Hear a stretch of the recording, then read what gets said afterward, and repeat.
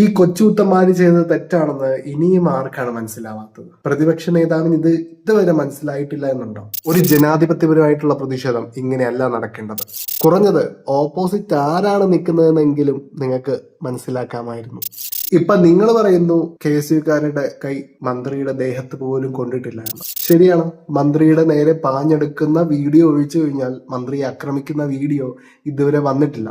മന്ത്രി പോകുന്ന അതേ ട്രെയിനിൽ കയറാൻ നിന്ന മറ്റൊരാൾ KSUക്കാർ അവരെ ആക്രമിക്കുന്നത് കണ്ടിട്ടില്ല എന്നുള്ളൊരു വോയിസ് ക്ലിപ്പ് പുറത്തു വരുന്നു. ഇനി കോൺഗ്രസ്സുകാർ ഒപ്പിച്ചതാണോ ഇതുവല്ലോ? ഇനി അഥവാ കൊണ്ടിട്ടുണ്ടെങ്കിലും ഇല്ലെങ്കിലും ഞാൻ ആ രീതിയിൽ അങ്ങ് നിലപാട് മാറ്റും. നിങ്ങൾക്ക് മാത്രം മാറ്റിയാൽ മതിയോ? അപ്പൊ പറഞ്ഞു വന്നത്, പണ്ട് ഉമ്മൻചാണ്ടിക്ക് നേരെ ഇതുപോലൊരു ആക്രമണം ഉണ്ടായിട്ടുണ്ട്. കാറിന് നേരെ കല്ലെറിഞ്ഞ് ആ ചില്ല് പൊട്ടി അദ്ദേഹത്തിന്റെ നെറ്റിയൊക്കെ പൊട്ടി. അപ്പൊ ആ സമയത്ത് അദ്ദേഹം ആണെങ്കിൽ അദ്ദേഹത്തിന്റെ ഷെഡ്യൂൾ ചെയ്ത പരിപാടികളൊക്കെ കഴിഞ്ഞ് പിന്നെയാണ് ട്രീറ്റ്മെന്റ് എടുത്തത്. പിന്നെ ഇതുപോലത്തെ ഒരു പ്രതിഷേധങ്ങളോ ഒന്നും കണ്ടിട്ടില്ല. അതുപോലെയാണ് എല്ലാവരും എന്ന് നിങ്ങൾ വിചാരിച്ചോ? കോൺഗ്രസ്സുകാരെ നിങ്ങളുടെ പ്രധാന തെറ്റെന്താണെന്നറിയോ? ഈ സമയത്ത് അവർക്ക് അടിക്കാനുള്ള വടി കൊടുത്ത പോലെ.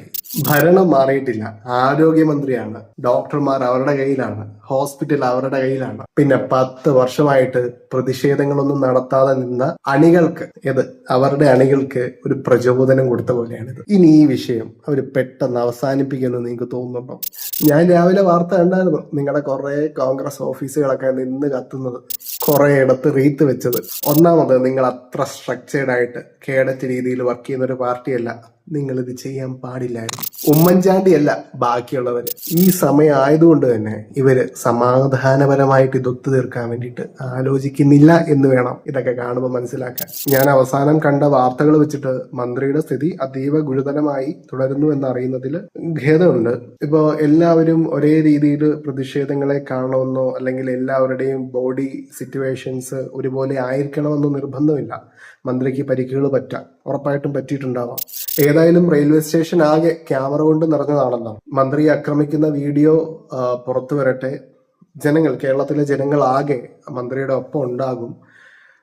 അവര് വോട്ട് ചെയ്ത് പ്രതിഷേധിക്കട്ടെ. നമുക്ക് ഇങ്ങനെ അങ്ങോട്ടും ഇങ്ങോട്ടും അടിച്ചുള്ള പരിപാടി വേണ്ട.